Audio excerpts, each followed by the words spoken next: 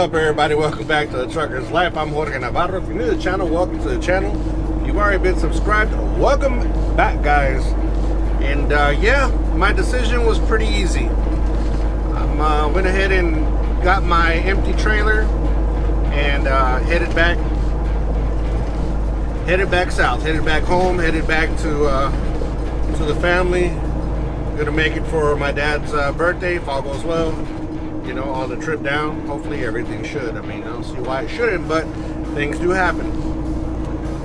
One of the things about this particular company is that if you want to go home, or if you go anywhere,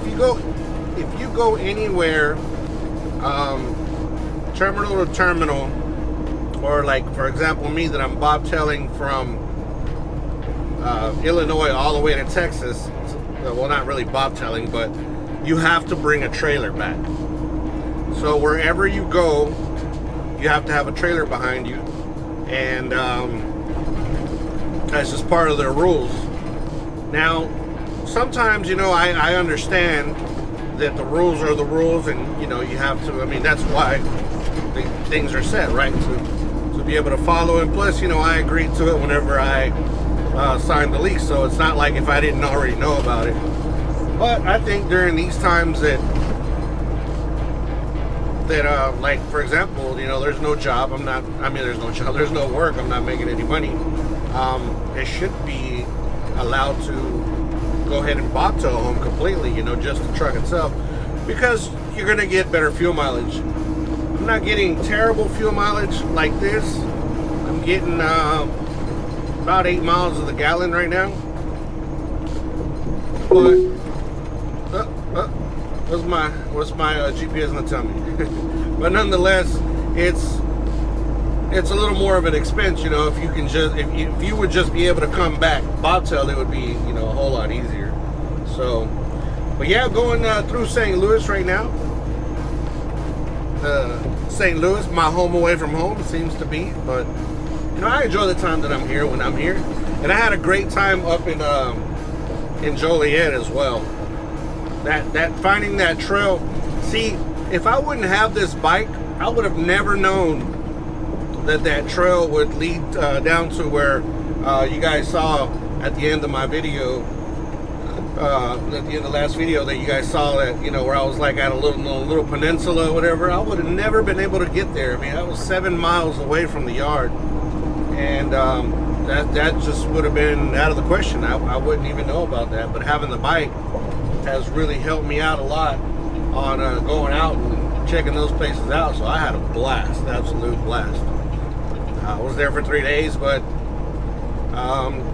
it was... Welcome to Missouri. I was busy the whole time. Thank you for welcoming me back to Missouri. And but yeah, I was busy. I was out doing things. I'd go get something to eat on my bike. Went and got some tacos a couple of times. You know, just all those things, you know, just kind of helped out as far as having the bike.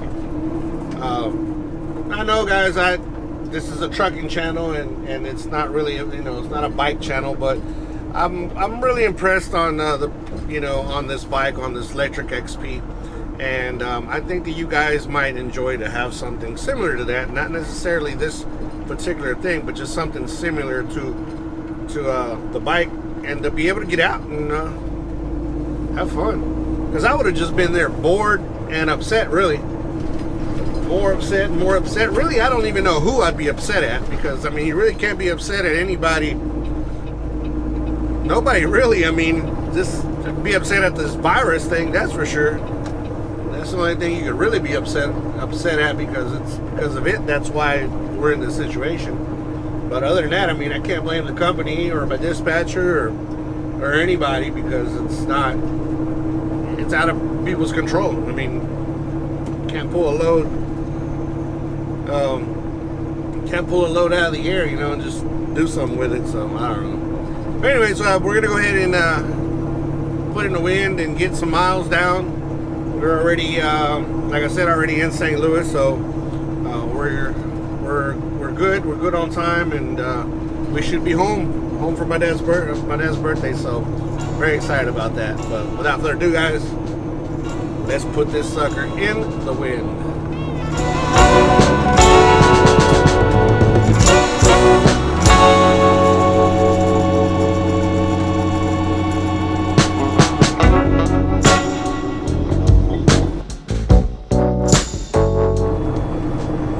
So I want to start something new. Maybe once a week or once every other week, I'm going to tell y'all, I'm going to give y'all a story, a trucker story. So I want to tell you guys, you know, just stories that things that I've dealt with in the past, and just you know, for sheer entertainment for you guys, so you can just kind of, you know, see how my career has been as far as truck driving, and all the stories I have, because I have a lot. Truck drivers, we all have a lot of stories. So those of you that are not truck drivers, here's one for you.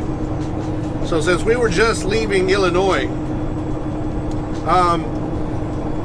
this story is from Illinois, and well, what had happened was what happened was, first of all, let me put a little context to the story. I worked for a company called named USA Carriers Logistics, not USA Truck, but USA Carriers Logistics, which was a company from South Texas, from Far Texas, matter of fact. That company no longer exists. I think they got caught up on some illegal stuff. I don't know exactly what, but I think that's kind of what happened, and they closed it down. Okay, but here's the thing. Here's the story.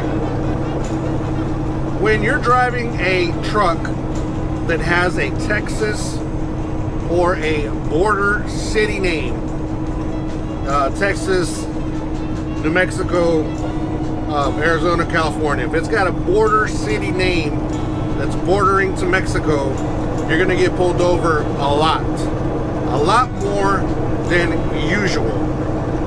And well, Chicago is, well, going up to Chicago and back, you know, from Texas is well known as a high trafficking route, as far as, you know, trafficking people, drugs, money, you know, guns, all that stuff, right? Anyways, so I was already headed south, and I think I was in the Springfield area off of 55, and you know, I was rolling. It was 2 o'clock in the morning or so, and I was rolling. Speed limit back then, the speed limit for trucks was 55 miles an hour, so I was just doing my thing, and all of a sudden I see some lights behind me. Well, yeah, well, everybody knows what that means. So I pull over, and the officer comes. He comes at me. He's upset. Well, he's got an attitude, right? And you know, I'm like, well, this was before cameras. I wish I would have had cameras back then. That would have been some good stuff. But anyway, so he comes at me, and he pulls me over, comes over to the truck on the passenger side, makes me roll my window down. He jumps up on the steps, and he says, I mean, just like straight out, where's the money? And I'm like, where's the money? Like, what money? He said, where's the money? You got, I know you have some money stashed in here somewhere. Where's the money? And I'm like, you know, I'm a truck driver. I mean, I'm broke. You know, I said, I got $100, I think, or maybe even less than that. I said, that's all the money I got. So that upset him for me telling him that. And he's like, okay, well, get out of the truck, and I'm gonna check the inside of your truck. And of course, you know, I'm in the middle of the night on the side of the highway. His word against mine. If I did anything, said anything without having any cameras or anything, you know, things could have gone however they could have gone, because he was already with that attitude that I had drugs or that I had money. Because of course, when you're headed north, the drugs go up and stuff like that. When you're headed south, it's the money, right? So he tears my truck inside out. He turns it inside out. He throws, it just destroys the inside of my truck, right? And the whole time I'm watching him, because you never know. You never know if there's a crooked officer out there somewhere. There's some out there that he could have been putting something in my truck. I don't know. I'm nervous. I'm scared. I don't know what's going on. And he's, just got this crazy attitude. Well, of course, I had no money. He turned my truck inside out. Couldn't find any money, right? He even rattled my doors. Just made a mess out of everything. Well, he did find something. The only thing that he found was that I had 2 logbooks. And on these Peterbilts, if I had my passenger seat and I was stopped, I'd be able to show you guys. But on these Peterbilts, well, I don't even know if this one even does that. But back in the days, you could, the front, the seats would push forward and then fold forward. And a lot of us would stash the logbook, the extra logbook. We'd stash it in there and then bring it down, and you couldn't see that it was there. And so he found, that's what he found. And he went through it, and he's like, "Why do you have 2 logbooks?" And I told him, I said, "Hey, why am I going to sit here and lie to you about it?" I said, "I'm trying, I'm doing what I can to be able to provide, and I got to run 2 logbooks to make more money, to make decent money. I had to do what I had to do." And he's like, "Well, yeah, I understand, and a lot of drivers do this, and we know that you guys do this, but and his once he didn't find anything, his whole demeanor just he calmed down. I was respectful to him, like I've always been to all the officers. You guys have seen on all the videos, on the 2 videos that I've had with officer encounters or whatever. I don't argue with them. Like, why? Some of you say grow some and argue with them. I don't see anything positive coming out of that. Anyways, so he calms himself down, and he just starts telling me, "We know that you guys do this. Please, don't be doing this type of stuff. Do you, have you ever hauled drugs or illegals or any of the above?" I said, "No, I'm too scared to do that. I don't know. I've always worked for my money, and I've always been and try to be as honest as possible, as far as, I wasn't being dishonest with the logbooks, but honest as possible as far as like not stealing from anybody or any of that, right? Just doing things right like you're supposed to." And that's what I told him. I said, I don't do any of that stuff. That stuff terrifies me. I said, for the money that you're gonna get to lose my freedom and lose my family, which you guys know that my family is the most important over anything, and it's always been that way. So I'm like, I would never even risk it. Have I been offered that to do it? Yes, that's for another story. But so he calmed down and everything, and he, he didn't even give me a ticket for having that extra logbook. What he told me was, go to the next rest area, which was about 10 miles or so, whatever. He said, go to that next rest area, throw that logbook away. He said, because if you get pulled over and you get caught with it again, you're gonna really get into some trouble. I guess he put it in the computer that he found it. I don't know, but he didn't give me a warning. He didn't give me a ticket. He didn't give me nothing. It was just a verbal.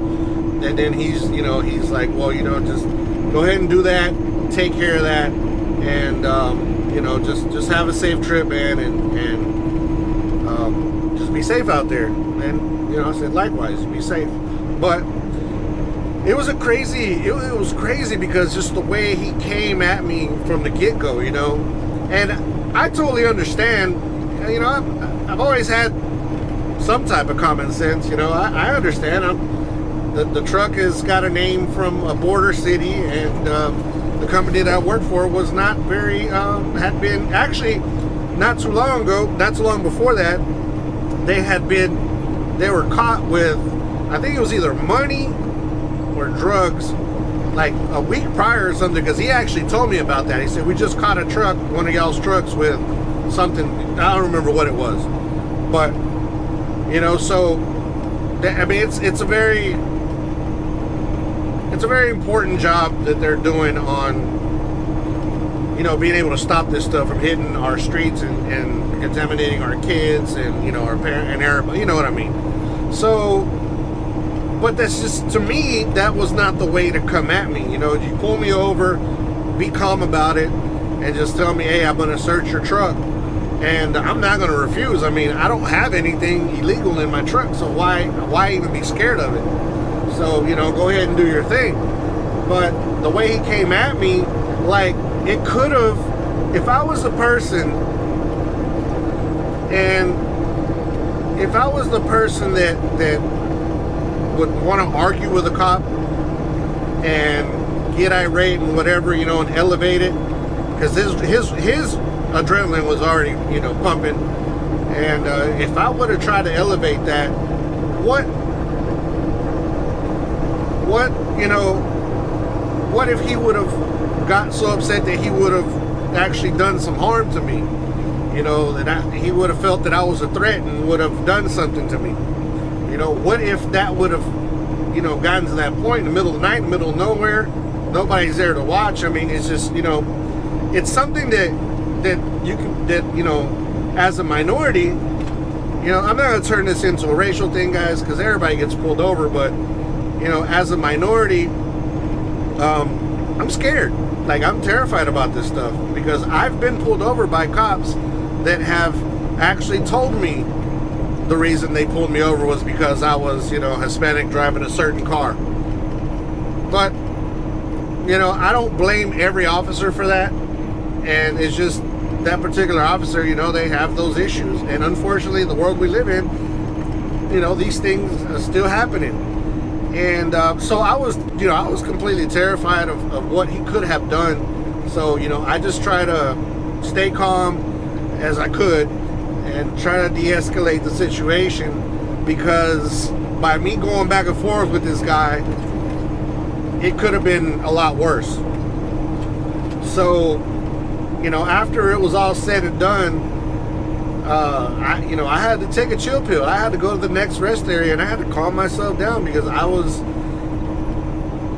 upset. I was so upset that I was shaking, and you know, I was, you know, just overwhelmed with what had just happened, and it was scary. It was very, very, very scary. But you know, these things happen out here, and now, I mean, guys, I think that it's very important that every time you get pulled over, you should have a camera rolling, just in case. I know, guys, that all officers are not out here to do any harm to us, and you know, most of them are doing their job, are here to do their job, or out here to do their job. I know some of you guys hate cops regardless. It doesn't matter what I tell you, you're gonna have hate towards them, and I don't think that's right, because there are good police officers out there. There are good people out there, just like there's drivers that make us look bad as truck drivers. You know, people look at us and, you know, they talk down on us, but because those bad apples have made us look like that. But most of us are just regular, you know, men and women out here doing a job to be able to support our families. And that's what I think about law enforcement. That they're also just out here. Most of them are out here to do what they're supposed to do for their families. And you know, it's just, I think that if I would have made things even worse for both of us, it could have ended up worse for, you know, me. But just, to me, it's just about being respectful. I know he didn't come at me with respect, but towards the end of our encounter, he calmed down, and he was a lot better, a lot more respectful than he was when he came up to me. So, crazy things that happen out here, and I have a lot of those stories, but I'm not going to do one every day because I'm going to bore y'all to death. But we'll do one maybe once every couple of weeks, or I don't know. We'll see how it goes. But we'll do some stories, and you know, guys, anybody can be out here making up a story, but most of us truck drivers, you know, this is real. You know, this is the real deal, and it has happened. And I'm not gaining anything on letting you guys know that, or making stuff up. You know, this is just the real life of a truck driver. But hope you guys enjoyed that little story, and I'm gonna leave you guys today with I'm gonna go ahead and put it away for the rest of the evening. It's already starting to get, sun's starting to go down, and she's starting to see, well, I guess you can't really tell because of the camera, but it is starting to go down a little bit. So I'm gonna go ahead and let y'all go, guys. Thank you so much for all the support that you guys gave me on the last video, and thank you guys for wishing my dad a happy birthday. Really appreciate you guys. You guys just don't begin to understand the amount of help that you guys are giving me as far as the support and just me reading y'all's comments. That goes so far, guys. Excuse me, my mouth got, throat got a little dry. But anyways, thank you so much for all that support. I mean, I really, from the bottom of my heart, I really do thank you guys for all that support, because, you know, bad times, you know, people need to hear positivity, and, you know, people just encouraging you to push on. But anyways, guys, don't forget to be kind to one another. Help anybody needs help. Anybody contemplating suicide, 1-800-273-8255. Thank you so much to our military men and women that sacrificed their lives for our freedom.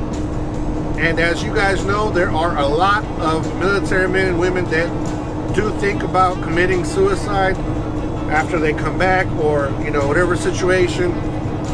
So guys, please do not do that. Get help. Please get help. We love you, and we thank you for everything that you've done for us. See you guys on the next